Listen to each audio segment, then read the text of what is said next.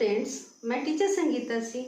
आज की वीडियो में हम देखेंगे तत्सम और तद्भव शब्दों को पहचानने के तरीके।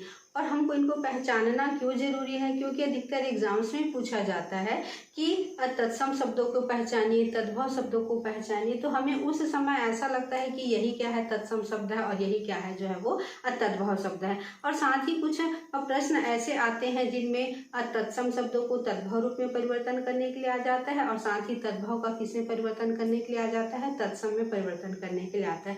लेकिन हमको कुछ जानकारी के अभाव की वजह से हम उसमें क्या कर पाते हैं, परिवर्तन नहीं कर पाते हैं, ना ही हम उनको क्या कर पाते हैं, पहचान पाते हैं, और उसमें जो है हमको नंबर प्राप्त नहीं हो पाता है। तो इसीलिए आज एक छोटा सा वीडियो मैं बनाई हूँ जिसके आधार पर हम तत्सम और तद्भव शब्दों को क्या करेंगे, पहचानेंगे। इनके लिए कुछ तरीके हैं, उनको आज क्या करें, मैं आज के वीडियो में आप लोगों के लिए मैं दे रही हूँ। तो चलिए सबसे पहले देख लेते हैं, कुछ ऐसा नियम है जिसके आधार पर हम क्या कर सकते हैं, इनको जो है पहचान सकते हैं। तो सबसे पहला जो है वो देखिएगा कि जिस शब्द में छ छत्री हो वह शब्द प्रायः तत्सम होगा।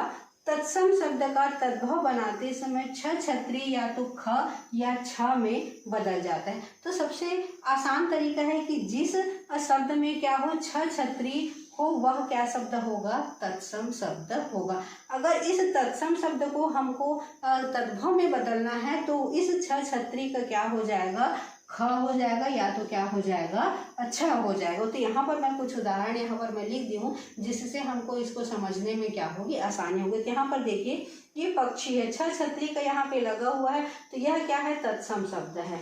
ठीक है, जब हम इसका रूप परिवर्तन किए हैं या हम इसका क्या किए, तद्भव रूप में लिखे हैं, तब इस छ छत्री का क्या हो गया है, छ छत्री के रूप में क्या हो गया है, यह अपरिवर्तित हो गया। या हम इसको बोल सकते हैं कि यह क्या है, इसका जो है वो तद्भव रूप है। इसी तरीके से रीछ, रीछ का देखिए यहाँ पे छ छत्री का लगा हुआ है, तो यह क्या है, तत्सम शब्द है। और जब हमने इस तत्सम शब्द का तद्भव रूप में परिवर्तन किया है तब यह क्या हो गया है, छ छत्री वाला रूप क्या हो गया है, यहाँ पे लग गया है। अब देख लेते हैं, रक्षा है, यहाँ पे भी क्या है, छ छत्री है, तो छ छत्री का देखिए ख में बदल गया है, ख खरगोश वाले में बदल गया है। तो यहाँ पे देखिए रक्षा का क्या हो गया है, राखी हो गया है। छ छत्री है, यहाँ पर भी ये भी क्या बता रहा है कि यह क्या है, तत्सम शब्द है। तत्सम शब्द का हमने जब तद्भव रूप में बदला तब यहाँ पे क्या लग गया है, अच्छा छत्री वाला क्या हो गया है, लग गया है। अब देख लेते हैं भिक्षा, तो भिक्षा में भी यहाँ पे छ छत्री है, छ छत्री है, तो यह क्या है, तत्सम शब्द है। जब हमने इसको तद्भव में बदला तब यहाँ पे क्या लग गया, अब ख लग गया। इसके आधार पर देखिए यहाँ पे भी क्या है, छ छत्रीय है, तो छ छत्री का हमने जब तद्भव रूप में बदला तब यह क्या हो गया है, ख में जो है वो रूप परिवर्तन हो गया। तो इस आधार पर एक छोटा सा उदाहरण है जिसके माध्यम से हम लोग पहचान सकते हैं कि जिसमें छ छत्रीय लगा हो वह क्या है, तत्सम शब्द है। और साथ ही जब हम इनको रूप परिवर्तन करना है या हम इसको क्या करना है, तद्भव रूप में हमको क्या करना है, इसको लिखना है, तब इस छ छत्री का जो है किस में बदल जाता है, छ छत्री में बदल जाता है। और साथ ही किस में बदल जाता है, ख के वर्ण में क्या हो जाता है, यह बदल जाता है। देखते हैं दूसरा तरीका जिसमें हम क्या करते हैं, तत्सम शब्दों को पहचानते हैं। तो तत्सम शब्दों में अधिकतर क्या होता है, श्र वर्ण होता है।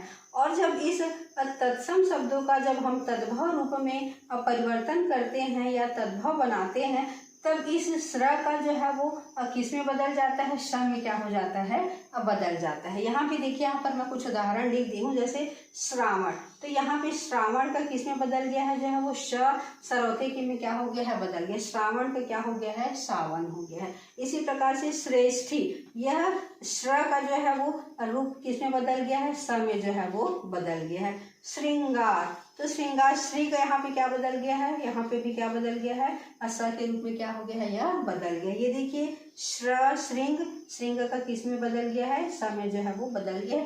तो ये जो है कुछ पहचानने का तरीका, पहले में हमने देखा कि जो छ छत्री का था, यहाँ पे लिख देते हैं कि जो छ छत्री का था वह किस में बदला था, ख और अच्छा में बदला था। और यहाँ पे जो है वो अशरा है वह किस में बदल रहा है, स में जो है वो बदल रहा है। तो ये थोड़े से पहचानने के तरीके हैं जिसके आधार पर हम जान सकते हैं कि यह तत्सम शब्द है और यह क्या है, तद्भव शब्द है। तत्सम तद्भव शब्दों के जो पहचानने के तरीके हैं उसमें अगला तरीका है जिसमें अधिकतर तत्सम शब्दों में श्र वर्ण क्या होता है, प्रयोग होता है। और साथ ही जब इस तत्सम वाले जो स वाले वर्ण शब्द हैं उनका जब हम तद्भव रूप में परिवर्तन करते हैं तब इस स शब्द का जो है वो किसमें परिवर्तन हो जाता है, स रूप में क्या हो जाता है, परिवर्तन हो जाता है। उदाहरण के रूप में देख लेते हैं। यहाँ पे देखिए जो श शक्कर का है वह श शक्कर का किसमें रूप बदल गया, इसका जो है वो स सरौते वाले रूप में क्या हो गया, इसका परिवर्तन हो गया है। और शिक्षा का क्या रूप हो गया है, सीख जो है वो रूप हो गया है, या तद्भव रूप क्या हो गया है, इसका हो गया है।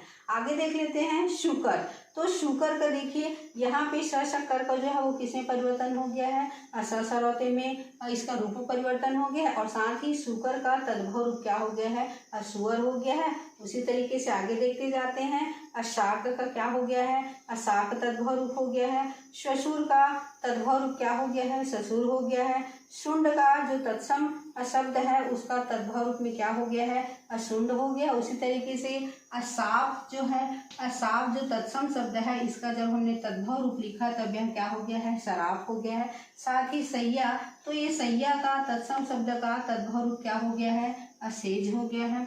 श्यामल देखिए यहाँ पे श शक्कर का लगा हुआ, इसका यहाँ पे रूप परिवर्तन क्या हो गया है, स सरौते में हो गया।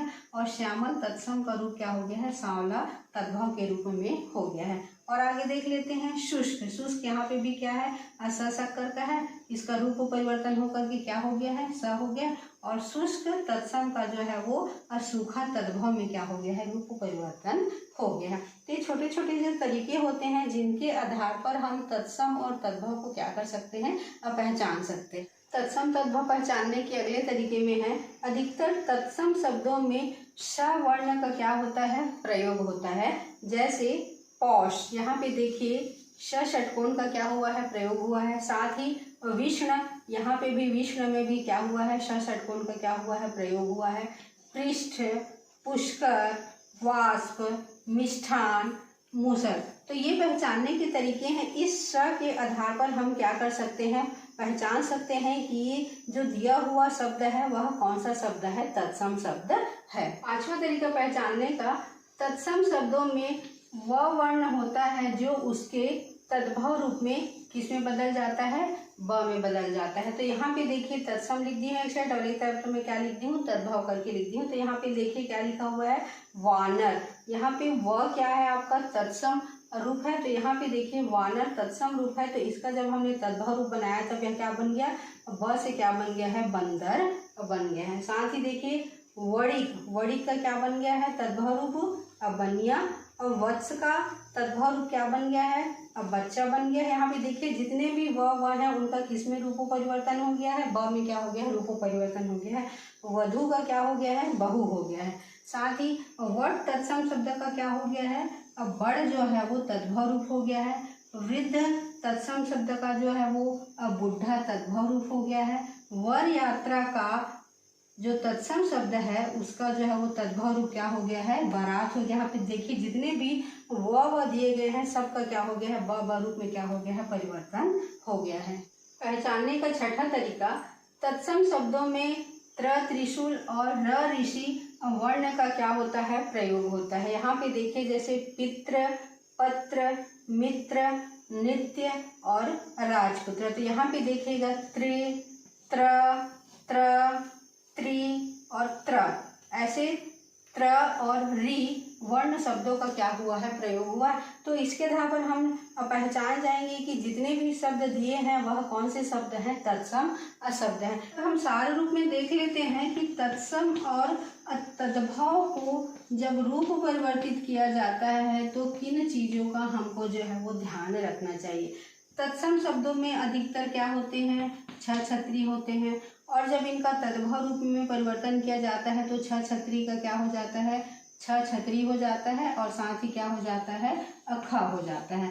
और तत्सम शब्दों में और क्या होता है, श्र होता है। और इस श्र का जब तद्भव रूप में बनाते हैं तो क्या हो जाता है, स हो जाता है।